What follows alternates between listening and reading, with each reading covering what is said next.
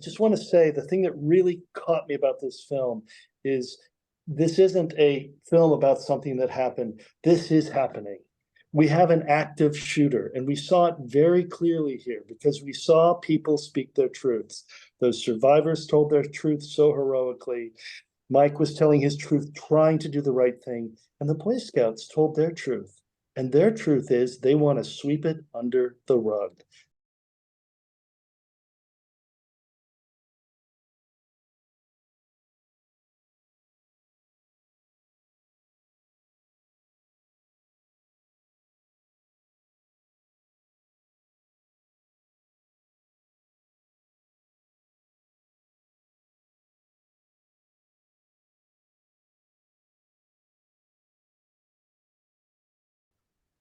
First off, the Brian Knappenberger and his team are to be applauded for finally allowing America to see this issue that has been festering at the Boy Scouts of America for decades. My major first takeaway is finally the voices of so many male survivors has finally been told, and people get a real life experience, if you will, for what they experience. Knappenberger and his team are to be applauded also for getting an interview with Steve McGowan, the general counsel. And it's important for people to understand is that's who I reported to for 5 years while I was at the Boy Scouts of America. And his problematic thinking, his lack of knowledge of the research, especially around prevalence, and especially of the unique dynamics of males that have been sexually abused. And you also need to realize that that thinking is still there. That cultural thinking process is still there. I think most of us in America understand the classic political pivot. You know, you ask a very simple, direct question, yet you pivot to another answer or deflect, as I mentioned in the thing. That is classic Boy Scouts of America leadership speak. Never dealing with the issue, never owning the issue, always blaming it someplace else, society, community. And in actual civil litigation, many survivors out there that have gone through litigation with the Boy Scouts of America will tell you, blaming the parents and blaming the boys themselves, instead of realizing that 82,209 and counting. And keep in mind, don't think that that's the only number of male survivors of sexual abuse in scouting. That's a number that's continuing to increase. You know, the thing that really caught me, and numerous things caught me, was the "We are safer now" messaging that Boy Scouts continues to say, or that we are safe now, and never giving any credence and recognition to the unique dynamics of men who experience sexual abuse and their disclosure. If anything, our community, our society, has seen is, you heard it from the men themselves, what it's like to deal with their victimization at the time it occurs, and how to live with it or survive with it for many moving forward. So this also, I hope, supports a independent investigation into the Boy Scouts, a multiple level investigation that needs to take place. The very things we talked about during the National Press Club and are in the letter to Congress that I prepared. Thank you. Yeah, first of all, congratulations to the filmmakers. Mike Johnson, you're a hero. You spoke the truth, you spoke it clearly, and you shared your experience. And every man, including myself, who's been in that situation where you fundamentally feel as if something broke inside of you when someone you cared about, in this case, a scoutmaster who you trusted and worshiped, betrayed you and betrayed that trust. And that's the reason for the silence, Joel. When that breaks in a kid, everything that they thought of the rules changes and it shifts. And the fact is, it's 30, 40, maybe 50 years before a man will disclose their abuse. For me, I was 52 years old before I was able to talk about it. And as a result, it continues to go on. And I just want to say the thing that really caught me about this film is this isn't a film about something that happened. This is happening. We have an active shooter, and we saw it very clearly here because we saw people speak their truths. Those survivors told their truth so heroically. Mike was telling his truth, trying to do the right thing, and the Boy Scouts told their truth. And their truth is they want to sweep it under the rug. They don't want to. They want to say that all happened.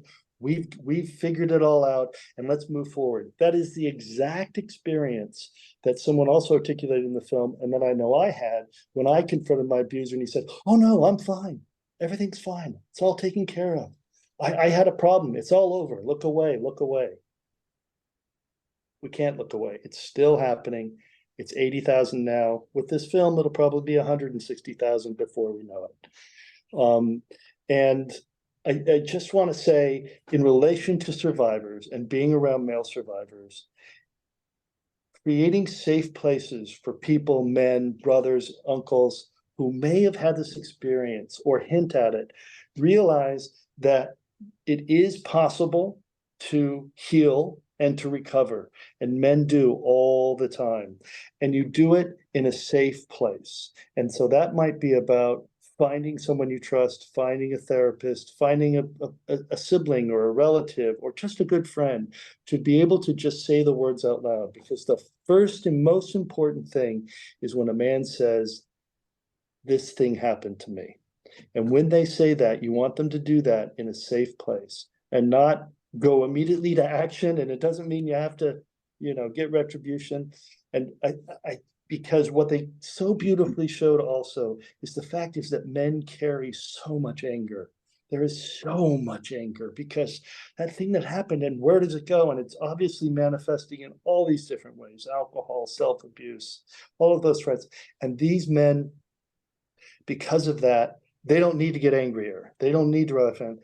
A lot of men need to get soft and get quiet. And that's the most important thing is to really realize that you're not alone. There's places to go. Zero Abuse Project has a wonderful survivor part of their website. We at 1 in 6, we have hundreds of stories on our website for men to go and just start to hear other men speak. And that's really important in the recovery part of this. As a survivor of scouting abuse, I can tell you that so much of what those survivors shared really resonated with me, and it was tough to watch because I understood their devotion to the organization and how much it meant to them and how much it shaped them and how conflicted they were that something bad happened to them there that nobody wanted to acknowledge or nobody wanted to pay attention to. And I think that's really important to recognize because one of the things that's still going on is that survivors are still dealing with this every single day. And whether they have admitted it or not. And at Zero Abuse Project, we have survivorspace.org, which is a program funded through the Department of Justice to provide resources to adult survivors of child sex abuse, to know that they're not alone, to recognize that so many of those issues that pop up and disrupt survivors' lives, whether it's anxiety, depression, suicidal ideation, substance abuse, dysfunctional relationships, problems with authority, not being able to trust anyone. So many people have identified that they have this issue, but what they haven't done is connect it that it is causally related to the abuse they suffered when they were in scouting. And for so many people, that is a tremendous epiphany, and it's a part of how do you move forward? Understanding where this came from is the first step to understanding what to do about it now. One of the things that Steve McGowan commented on, which just showed how disconnected he was with what I was trying to do, even though I reported to him, is he was referring to the 3 R's, and that is iconic in the Boy Scouts of America, created back in the mid-90s, of recognize, resist, report. one of the first things I did when I got there was to change it because, quote, educating, which it never was a mandatory training program for the youth, but some youth got that information, that you are to recognize that you're being sexually abused. Now, keep in mind, you're 7, 8, 9, or 12, 13 years of age, all right? You're a boy there at scouting. And you have these adults teaching you that you should recognize that you're being abused. You should resist it, fight them off. And their Boy Scouts belief system was, in doing so, that will stop a lot of abuse from taking place. What I shared with them is, number one, that's not how it works, number one. And number two, if a youth were to fail to resist, now there's a guilt and shame on top of, because it feeds into the narrative that you should have done something to stop this from happening to yourself. All right. That is a humongous issue.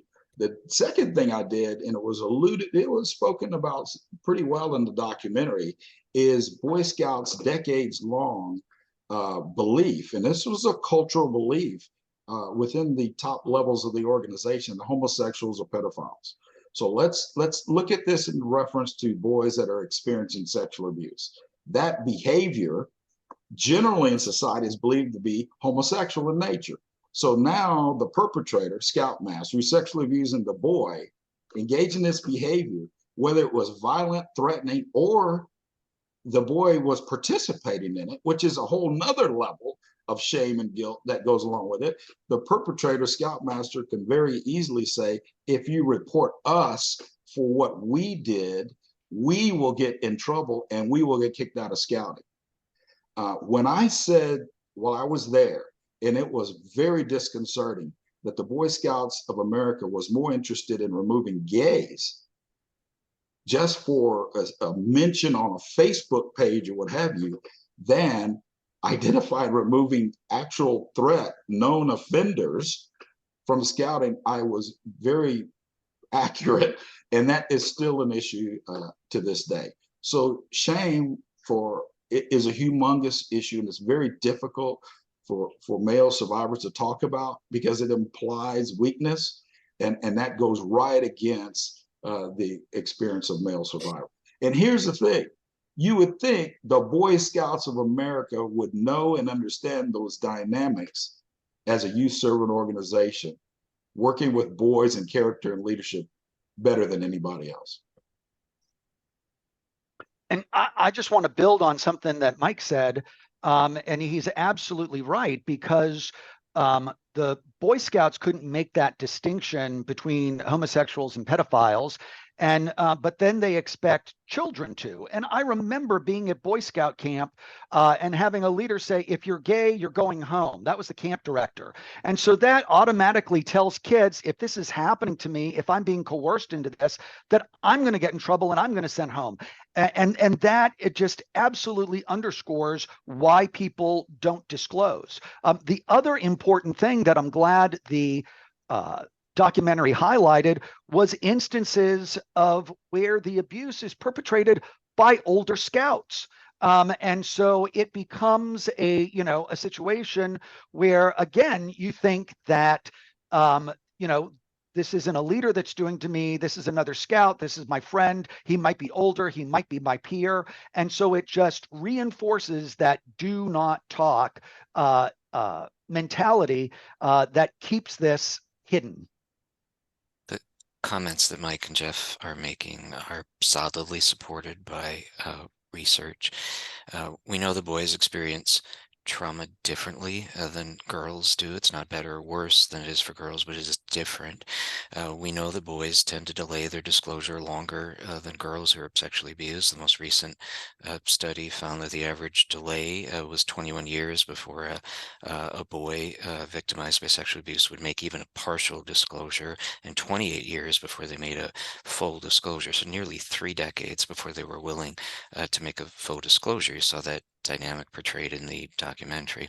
We also know from those studies what keeps boys quiet longer, and the number one answer is a feeling of weakness. In our society, boys are taught to be tough and strong, and yet they get into this situation, they realize they're physically unable to ward off an attacker or emotionally unable. And so when the Boy Scouts have a policy saying you have to resist, Mike is absolutely on par. You're doing the worst possible thing you can do that is not supported by research. The second most common factor that boys don't disclose pertains to sexual orientation. Maybe the boy's not gay, doesn't want the label. Maybe they are gay, they haven't told anyone about that.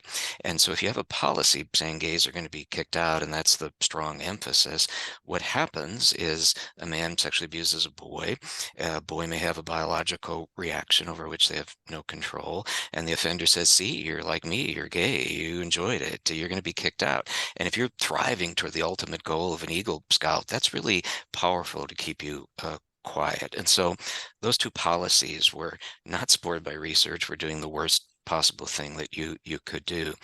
And then the dynamic of religion also makes Boy Scouts a high-risk organization, because you've got all these religious entities feeding your clientele, so to speak. And we know from research that a sex offender growing up inside a religious institution and maintains a strong connection to that institution, they're able to accumulate the most victims, the youngest victims, and get away with it for the longest period of time. And we also know from research that if the offender is religious, more often than not, they incorporate a religious theme, which further supports to keep the child quiet and exasperates their spiritual and emotional impact. So if you're abused by a religious leader, and we saw an anecdote of this in the documentary, the impact on your faith is 4 times as great than if you were, say, abused by a parental figure, and you're twice as likely to have suicidal ideations or other negative consequences. So all those things coming together are creating a perfect storm. But I also want to say it's also creating an extraordinary opportunity. The Boy Scouts is a high-risk organization. We know that from research because of these dynamics. But if we really rolled up our sleeve, really brought in the best and brightest, and we're willing to invest meaningful research, which to my knowledge has never yet been done, I think we could figure this out going forward. Yeah, I'll just jump right in, because the word predator is such a good word for it. And you really can picture a lion or some kind of beast who's looking and assessing the herd, and they look for the weakest. They don't go after the strongest. They don't go after the one who's full. I know in the world that I was in, the assaulter absolutely tried to find men, trying to find boys who were missing something, who were missing a father figure, who were, how many times in this documentary did we hear go like, well, I'd lost my dad, or dad wasn't there, somebody was there, and here comes this wonderful figure. And a friend of mine shared something, which is a child or young person's job is to fall in love. That's what you need children to do. They need to fall in love with sports. They need to fall in love with it. They need to fall in love with it. And the only role, the most important role that an adult has in a child's life is making the boundaries. And that's what this so clearly showed. The Boy Scouts didn't have the boundaries, and they had the playing field. They had the Serengeti of all these wonderful victims out there. And they said it is a natural place. Where are you going to go where you can have overnights and access to young boys? I mean, it is like, hello. And to what Victor just said, there is opportunity here, and we can go like, they did blow it, but they can change it, because we need to have youth service providing organizations that do have safe places. We want our boys to trust. We want them to fall in love.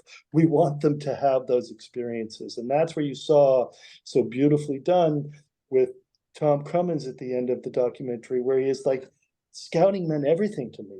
There's so much about this that meant to me. And so you wonder, like, these young scouts believe in what scouting's about.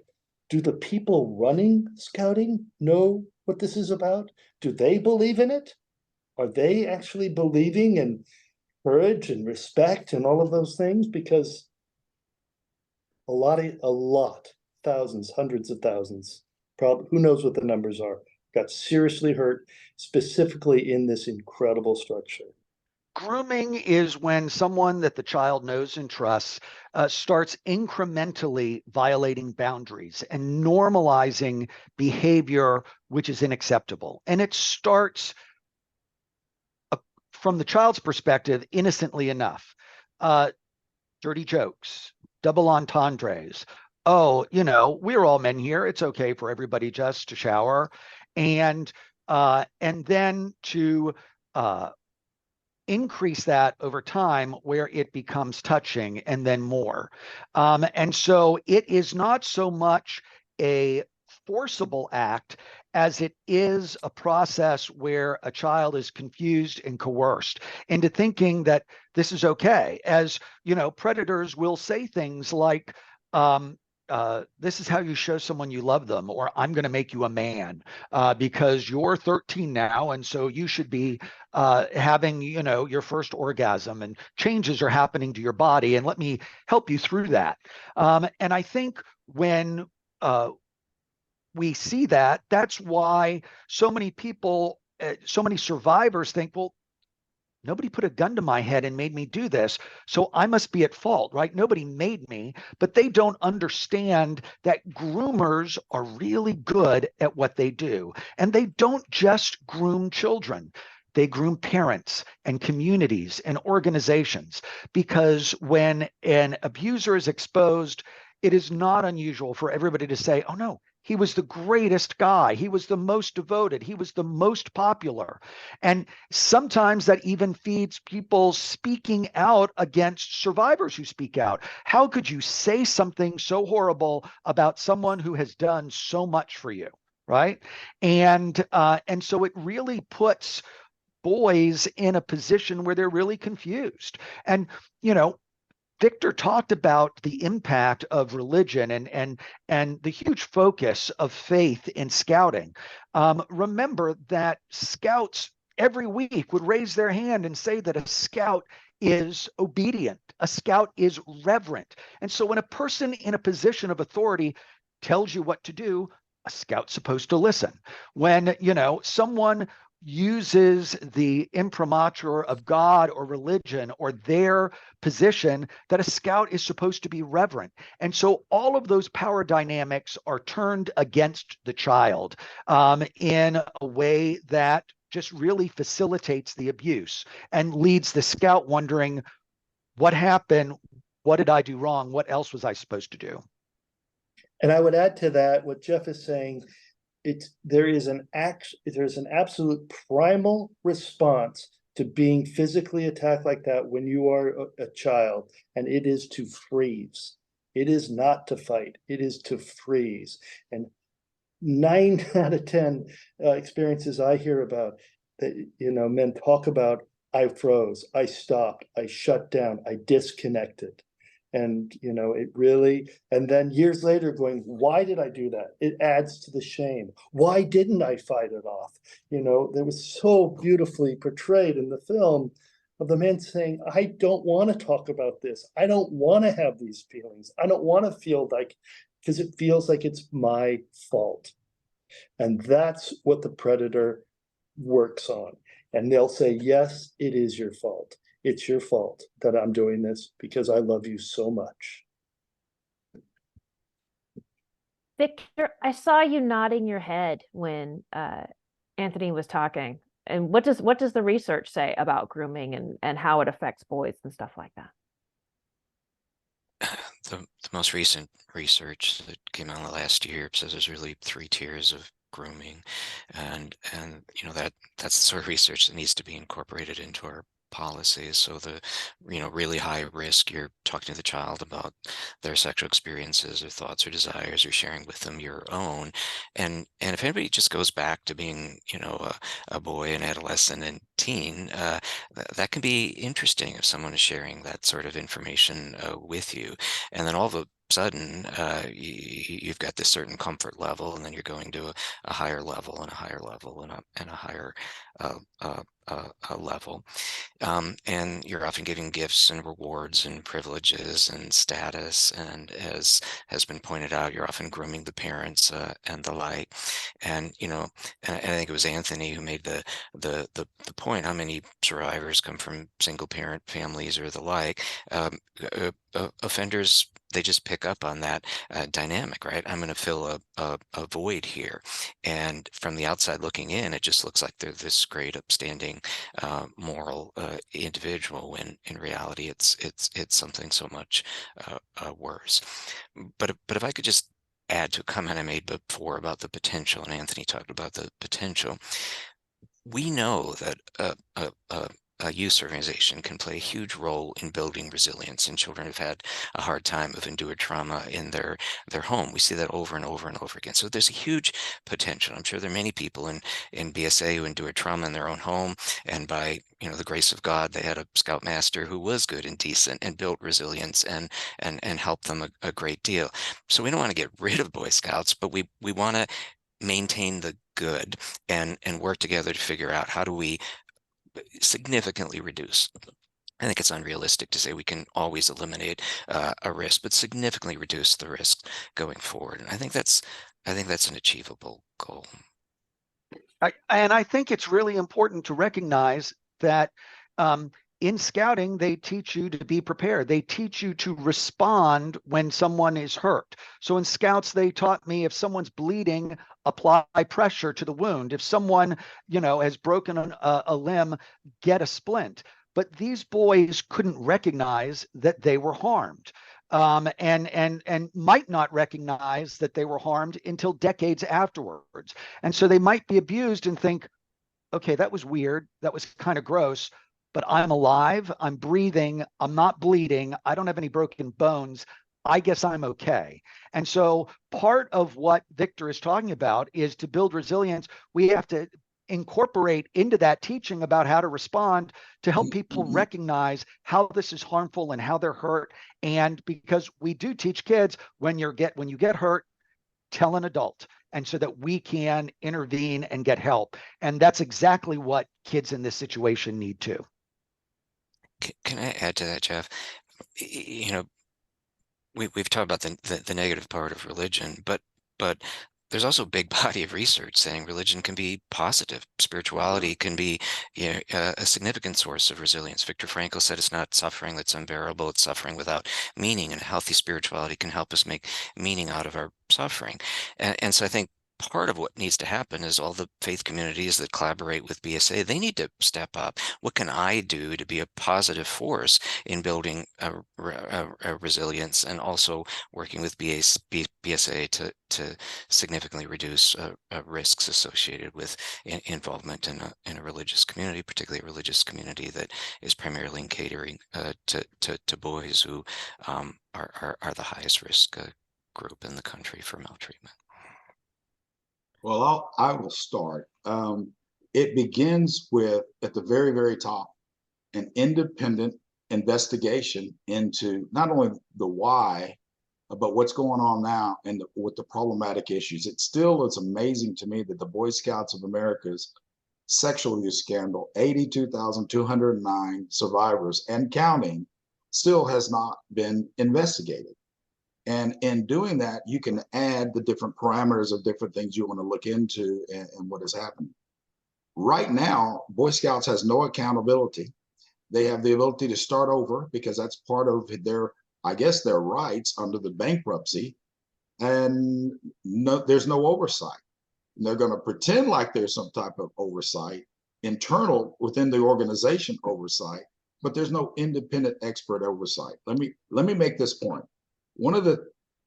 Everything the Boy Scouts is saying that they are safer today, you're looking at the person, along with colleagues like Victor and other organizations that help create those new policies, procedures, protocols, and training. I know exactly what they say. But I also know that even though they're being rolled out as the organization is safer, that in every single one of those points, Boy Scouts did not do all of the things that were necessary to ensure kids are safe. And in the area of child protection or safeguarding or sexual abuse prevention, you have prevention, you have recognition, you have response, but a fourth tier is evaluation. In other words, some independent evaluation that you're actually following. One of the biggest misnomers out there for youth service organizations in the area of prevention is, do they have safeguarding policies? You can go to Boy Scouts website right now and look at what they say they are doing to keep kids safe. And trust me, it looks fantastic. I happen to know that pretty well. But the truth is, do the people in the organization, or do they know it? Are they following it? Do they own it? And are they ensuring that kids are safe? And even to this day, Boy Scouts still is operating with this 72-hour rule before anyone is vetted to interact with kids. Well, listen, that's kind of one of those low-hanging fruit, common sense things that when you're a high-risk organization for boys and girls, everybody should be at a minimum screened by the traditional standards of screening. It's a multi-tiered process before they interact with scouts, youth in activities, and especially in overnight camping. Those problems still exist. So again, until there's some accountability, literal accountability, somebody that can make the Boy Scouts of America change, they're going to go back to business as usual. My thoughts are, I think it would be helpful to have a really deep dive assessment of the history of BSA and explore what has gone wrong and how do we right the ship going forward. I would also add, though, what if anything has gone right? Mike in the documentary said he had some successes. I know personally, Mike, you had some successes, some good things happened. So what if anything has been done that's good that we want to keep? We don't necessarily have to throw out the baby with the bathwater. And I go back again to the critical importance of research. I think BSA, every youth organization, has the power to really figure out, are we making a difference? So Mike pointed out it's going to be 20 years before we know if the kids today have been sexually abused, given we know the length of delay the boys have. But we could follow a recommendation I gave to the United States Olympics when I did the investigation of USA swimming. I said, here in Minnesota, every 3 years or so, every public school child fills out this really detailed, confidential survey where we know exactly how many of these kids are being abused, how it's happening in their lives, who generally are the offenders. And so we have rich data in Minnesota, how many kids are being abused and is it going down? And thankfully, it appears to be going down. So we could do something similar in the BSA or other youth organizations. So we would know exactly how many kids today are being abused, how it's happening. We could do a deep dive on, hey, have you ever been approached or in a risky situation, and assess whether a certain policy actually protected a child. We could do that. It would take a significant investment, a significant commitment, but I think we could do it. And so it's something I recommended the Olympics that, to my knowledge, hasn't been done. It's something I recommend to BSA and others. And my hand is extended if anybody wants to sit down. We could talk about how to accomplish that. I just want to say that, we're in a democracy and it works on numbers. And from the world where what we've learned is that if it's 1 in 6 or 1 in 5 boys in somewhere in that name have been sexually abused or assaulted, what's happening right now is that there are 30 million American men that are walking around and they're not talking about it. And they're carrying that shame and they're hiding and they're not disclosing, like myself, until late in life. We can change that by taking the stigma away and normalizing the conversation. So all these other things are great, and we need heroes doing that. But one-on-one, people who've seen this documentary and have seen this thing, they can start realizing that you can say the words, you can talk about abuse, you can share your experience. Women have so much to share. They've been dealing with abuse and being sexualized for so long in such a public way, and have shown that there are ways to heal. There are ways to come together. And most importantly is to help people who are experiencing this or the feelings are coming up, that they are not alone and that if they can get into conversation with others, they can start to heal. And when we start healing this 30 million American men walking around, they're going to get active too. And we're going to get those numbers down. And we are going to be reporting and showing perpetrators so much quicker. And that will help, because the Boy Scouts shows what happens in that organization, but it's obviously happening everywhere in lots of organizations. And I think that, you know, to build on what both Victor and Tony said, things are getting better.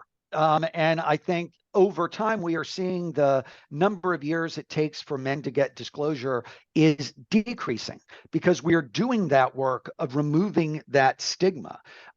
And decreasing that time to disclosure is so important, because when someone is holding that secret, it's almost like a pinball machine, but what's inside them is a wrecking ball of trauma that's just bouncing around, wreaking havoc and doing damage.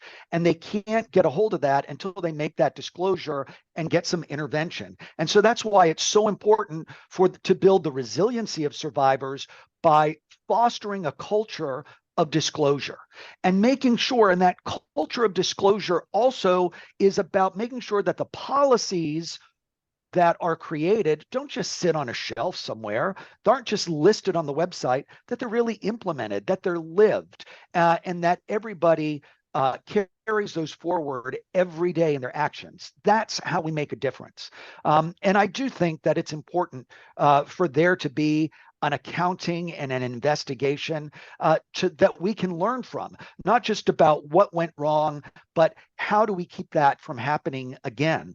I think this documentary also highlighted the fact that statutes of limitation make no sense for survivors of child sexual abuse because they require people to report before they've ever been harmed. I mean, they're missing the mark by 20 or 30 years. And so many states are recognizing that and reforming their statute of limitations because that is something that abusers hide behind and use to protect themselves.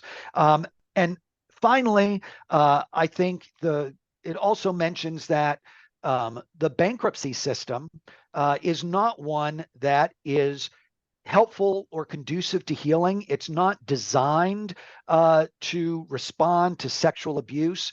And when these large institutions that have buried their head in the sand about abusers who are actively trying to infiltrate their organization just so they can get access to kids, when those institutions seek protection in bankruptcy, then all of a sudden survivors of sexual abuse are treated just like any other creditor. And that is not a trauma-informed process. And so I think this documentary did a good job of highlighting some of the challenges and really pointing us in the direction of some of the things that we need to change in terms of laws and policies and internal policies within organizations to make sure that kids are kept safe, and when a child is abused, that the response is trauma-informed and helps the child heal. When I look back on the last 30 years, all the legislative reform that has happened to help survivors, adult survivors of child sexual abuse, has been led by survivors and those helping survivors. And the only reason that those survivors were able to do that was because they came forward and spoke. And so we're seeing a process here. We're seeing a process where it is so, and we need to touch every part of that process. The first part, we need people to talk about it. Like Tony said, it's so important. Reach out, talk about it, and then find your next avenue once you find that place of healing. And there are advocacy groups that are working on this kind of legislative change. We need ideas. We need strong people to help make sure that the laws as they stand now are going to be changed and protect children who might be being abused right now or in the future. Is there anything that anyone would like to add? Because I think we're drawing to a close. So are there any closing remarks anyone would like to make? I'm gonna jump right in and just say what I wrote to my friend Mike Johnson today, is that the Boy Scouts of America hired the right guy all those years ago. when they wanted someone to look out for youth protection. And God works in very mysterious ways, and he's actually completing that work through this work that we're all doing here right now, that everybody can join in, because the light has been shown on the subject. It's not pretty, but it is healable. We can all recover, and the Boy Scouts can recover as well. And I just want to thank everybody for all of their incredible expertise, especially Victor and Jeff and Mike, the experts, and Joelle. All your guys' work in this field makes such a difference for survivors like us to know that it's not going to happen to another kid. So thank you. I can echo that sentiment. BSA hit it out of the park when they hired Mike, and they just need to reverse course and go back to that sort of dynamic. Let's bring in true experts, and then most importantly, let's follow that expertise. And if they do, extraordinary things can result. And then I would just add, I think everyone's commented on it, but the extraordinary courage of the men that were on the documentary, sharing their experiences. And for every man who was on the documentary, there's so many thousands more in the country who are displaying similar courage. And I would also add, for those who maybe haven't shared their experience, don't tonight, as Mike said in the documentary, put your head on your pillow and in any way feel ashamed. There's reasons why it's hard to talk about it, and just know that you're not alone, and there are people out there who are willing to help in any way. You are not alone.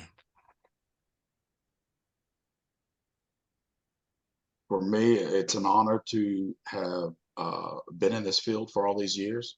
It was an honor to work with so many good, fantastic scouts, young men and women, and that are in scouting now, and volunteers, and the good scout masters and good volunteers. This is an organizational leadership issue, and I know for a fact that a lot of good scouters, and that's a thing in scouting, know exactly what I'm talking about, and supported the efforts I was going to. And for the survivors out there, I hope I have honored you. I will continue to do what I committed to do when I went to the Boy Scouts of America. And it's an honor, and thank you so much for validating my efforts and my work. And we will continue doing what we're doing. I just want to say that we at Zero Abuse Project will continue to work to fix the system and make sure that kids are kept safe. And we'll also stand there and be supportive of survivors, whether through survivor space or through the efforts of 1 in 6 that have great anonymous online support groups for male survivors, because as Victor said, everybody needs to understand that they're not alone. I've dealt with the word victim for 40 years, and in my heart, the word victim simply means that at some moment in time, someone else was in control. And for so many survivors, recovery is about regaining that control, even if it's them taking that first step to just admit to themselves and name what happened, or that first action to reach out and ask for help, because know that there are so many standing there in solidarity with you that are prepared to help you on this path forward.